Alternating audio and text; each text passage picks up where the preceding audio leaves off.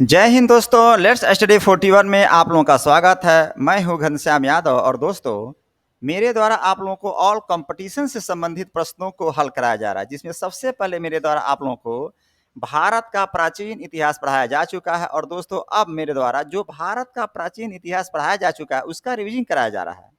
और दोस्तों आज हम लोग का जो चैप्टर होगा रिवीजन का वो होगा दक्षिण भारत के प्रमुख राजवंश के बारे में। दक्षिण भारत के प्रमुख राजवंश के बारे में आज हम रिवीजन करेंगे। तो आइए देखते हैं कि आज का सबसे पहले प्रश्न कौन सा बनता है।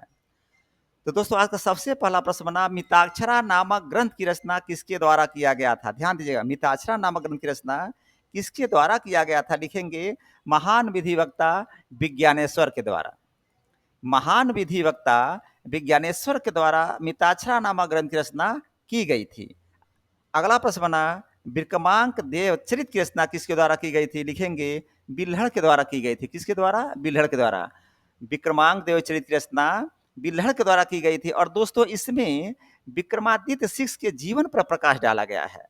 अगला प्रश्न, वातापी के चालुक्य वंश की स्थापना किसके द्वारा किया गया था। लिखेंगे जय सिंह के द्वारा किया गया था। जय सिंह के द्वारा वातापी के चालुक्य वंश की स्थापना किया गया था। और दोस्तों देखेंगे यहाँ पर एक जय सिंह का पिक लगा हुआ है।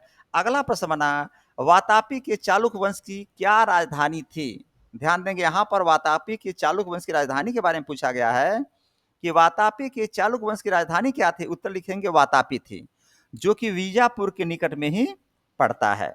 अगला प्रश्न, पुलकेशिन द्वितीय ने परमेश्वर की उपाधि कब धारण किया था। ध्यान दीजिएगा, प्रश्न पूछा जा रहा कि पुलकेशिन द्वितीय ने परमेश्वर की उपाधि कब धारण किया था। लिखेंगे हर्षवर्धन को हराकर परमेश्वर की उपाधि धारण किया था। कहने का मतलब यह है कि पुलकेशिन द्वितीय जब हर्षवर्धन को हरा दिया था उसके बाद परमेश्वर की उपाधि धारण किया था। और प्रश्न यही पूछा जा रहा है, पुलकेशिन द्वितीय ने परमेश्वर की उपाधि कब धारण किया था। लिखेंगे हर्षवर्धन को हराकर परमेश्वर की उपाधि धारण किया था। अगला प्रश्न, पुलकेशिन प्रथम एवं पुलकेशिन द्वितीय का संबंध किस वंश से है। ध्यान दीजिएगा, पुलकेशिन प्रथम और पुलकेशिन द्वितीय का संबंध किस वंश से है, यह प्रश्न पूछा जा रहा है। लिखेंगे चालुक्य के वातापी वंश से है। पुलकेशिन द्वितीय एवं पुलकेशिन प्रथम का संबंध चालुक्य के वातापी वंश से है। और फिर अगला प्रश्न बना, पुलकेशिन द्वितीय के बारे में जानकारी कहाँ से मिलती है। पुलकेशिन द्वितीय के बारे में जानकारी कहाँ से मिलती है। लिखेंगे एहोल अभिलेख से। ध्यान दीजिएगा दोस्तों, एहोल अभिलेख से पुलकेशिन द्वितीय के बारे में जानकारी मिलती है। और देखेंगे यहाँ पर ये एहोल अभिलेख का एक पिक लगा हुआ है। अगला प्रश्न बना, एहोल अभिलेख किस भाषा में लिखी गई थी। ध्यान देंगे, एहोल अभिलेख किस भाषा में लिखी गई थी। लिखेंगे संस्कृत भाषा में लिखी गई थी। देखेंगे यहाँ पर एक पिक लगा हुआ किस चीज का, संस्कृत के बुक का। और प्रश्न भी बन रहा है एहोल अभिलेख किस भाषा में लिखी गई थी। लिखेंगे संस्कृत भाषा में लिखी गई थी। और अगला प्रश्न बना, एहोल अभिलेख की रचना किसके द्वारा किया गया था या किसने किया था। तो दोस्तों उत्तर देंगे रवि कीर्ति के द्वारा किया गया था, यानी कि रवि कीर्ति के द्वारा एहोल अभिलेख रचना की गई थी। और फिर अगला प्रश्न बना, वातापी के चालुक्य या वादामो चालुक्य का सबसे प्रतापी राजा कौन था। वातापी के चालुक्य या वादामो चालुक्य का सबसे प्रतापी राजा कौन था। लिखेंगे पुलकेशिन द्वितीय था। पुलकेशिन द्वितीय वातापी के चालुक्य या वादामो के चालुक्य का सबसे प्रतापी राजा हुआ करता था। और दोस्तों अगला प्रश्न बना, वेंगी के चालुक्य को किसने जीता था। लिखेंगे पुलकेशिन द्वितीय के द्वारा जीता गया था। वेंगी के चालुक्य को किसने जीता। उत्तर लिखेंगे पुलकेशिन द्वितीय ने जीता था। और देखेंगे यहाँ पर एक युद्ध का पिक लगा हुआ है जहां पर युद्ध हो रहा है। अगला प्रश्न, वेंगी के चालुक्य की राजधानी कहाँ थी। लिखेंगे राजधानी वेंगी थी। वेंगी की चालुक्य राजधानी कहाँ थी। लिखेंगे वेंगी की चालुक्य की राजधानी वेंगी हुआ करती थी। और दोस्तों अगला प्रश्न बना, विजयवाड़ा के जैन मंदिर का निर्माण किसने करवाया था।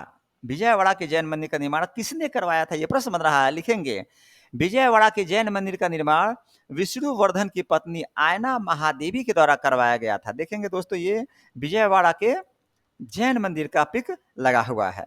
अगला प्रश्न, इस वंश का सबसे महाप्रतापी शासक कौन था। लिखेंगे विजयादत्त तृतीय था। इस वंश का सबसे महान प्रतापी शासक कौन था। लिखेंगे विजयादत्त तृतीय था। और फिर अगला प्रश्न बना, पाल वंश के संस्थापक कौन थे। लिखेंगे पाल वंश के शासक गोपाल थे। पाल वंश के शासक गोपाल थे। और दोस्तों अगला प्रश्न बन गया, पाल वंश की राजधानी कहाँ थी। लिखेंगे मुंगेर।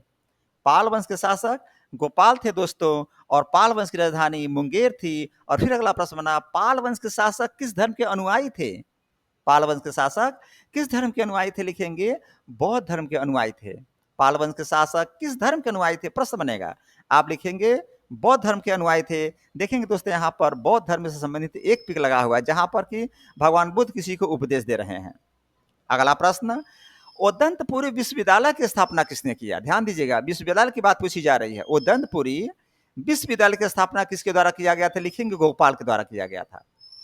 प्रश्न आएगा, उदंतपुरी विश्वविद्यालय की स्थापना किसके द्वारा किया गया? लिखेंगे गोपाल के द्वारा किया गया। आज देखेंगे दोस्तों यहाँ पर उदंतपुरी विश्वविद्यालय का एक पिक लगा हुआ है जो खंडहर में बदल चुका है। आज देखिए खंडहर का पिक है उसका। अगला प्रश्न, पाल वंश के सबसे महान शासक कौन थे? लिखेंगे धर्मपाल थे। पाल वंश के सबसे महान शासक कौन थे? लिखेंगे धर्मपाल थे। और दोस्तों ध्यान दीजिएगा, धर्मपाल के द्वारा विक्रमशिला विश्वविद्यालय की स्थापना की गई थी। यहाँ एक प्रश्न और बन गया, प्रश्न पूछेगा विक्रमशिला विश्वविद्यालय की स्थापना किसके द्वारा किया गया था? आप लिखेंगे धर्मपाल के द्वारा किया गया था। और यहाँ पर प्रश्न पूछा जा रहा है, पाल वंश के सबसे महान शासक कौन थे? उत्तर लिखेंगे धर्मपाल थे। और दोस्तों इन्हीं के द्वारा, यानी कि धर्मपाल के द्वारा ही विक्रमशिला विश्वविद्यालय की स्थापना की गई थी। और फिर अगला प्रश्न बना, कन्नौज के लिए त्रिपक्षीय संघर्ष किसके बीच में हुआ था? कन्नौज के लिए त्रिपक्षीय संघर्ष किसके बीच में हुआ था? लिखेंगे पाल वंश, गुर्जर प्रतिहार वंश, राष्ट्रकूट वंश के बीच में कन्नौज का त्रिपक्षीय संघर्ष हुआ था। और दोस्तों एक बात और ध्यान देंगे, इसमें पाल वंश की ओर से सर्वप्रथम धर्मपाल शामिल हुए थे। प्रश्न आएगा, कन्नौज के लिए त्रिपक्षीय संघर्ष किसके बीच में हुआ था? उत्तर देंगे पाल वंश, गुर्जर प्रतिहार वंश और राष्ट्रकूट वंश के बीच में हुआ था। और दोस्तों इसमें सबसे पहले पाल वंश की तरफ से धर्मपाल शामिल हुए थे। अगला प्रश्न बना, सेन वंश की स्थापना किसके द्वारा किया गया? लिखेंगे सामंत सेन के द्वारा किया गया था। सेन वंश की स्थापना किसके द्वारा किया गया? उत्तर देंगे सामंत सेन के द्वारा किया गया था। और फिर अगला प्रश्न बना, सेन वंश की राजधानी कहाँ थी? लिखेंगे नदिया। सेन वंश की राजधानी कहाँ थी? लिखेंगे सेन वंश की राजधानी नदिया थी। और दोस्तों अगला प्रश्न बन गया, सेन वंश के प्रमुख शासकों में किसका नाम आता है? ध्यान देंगे, ये पूछा जा रहा है कि सेन वंश के प्रमुख शासकों में किसका नाम आता है? लिखेंगे विजय सेन, बल्लाल सेन एवं लक्ष्मण सेन का नाम आता है। ये जो प्रमुख शासन है सेन वंश के हैं, ये सेन वंश के प्रमुख शासकों में किसका नाम आता है? उत्तर लिखेंगे विजय सेन, बल्लाल सेन एवं लक्ष्मण सेन। और दोस्तों एक बात और ध्यान देंगे, इन तीनों शासकों में सबसे अधिक लोकप्रिय लक्ष्मण सेन हुआ करते थे। इस पर और विशेष ध्यान देंगे।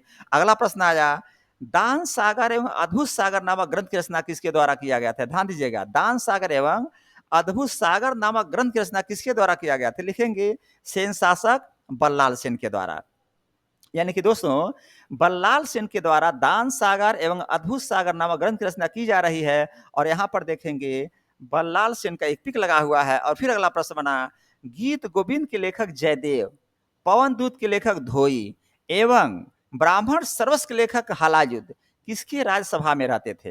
तो लिखेंगे लक्ष्मण सेन के राज्यसभा में रहते हैं। यहाँ पर देखिए दोस्तों 4 क्वेश्चन प्रश्न उत्तर बन गया। गीत गोविंद के लेखक जयदेव, ये पूछा जा सकता है गीत गोविंद के लेखक कौन है? लिखेंगे जयदेव। अगला प्रश्न आ गया, पवन दूत के लेखक कौन है? लिखेंगे धोई। फिर अगला प्रश्न बन गया, ब्राह्मण सर्वस्व के लेखक कौन है? लिखेंगे हलायुद्ध। अब प्रश्न बन रहा कि ये तीनों किसके राज्यसभा में रहते थे? लिखेंगे लक्ष्मण सेन के राज्यसभा में रहते थे।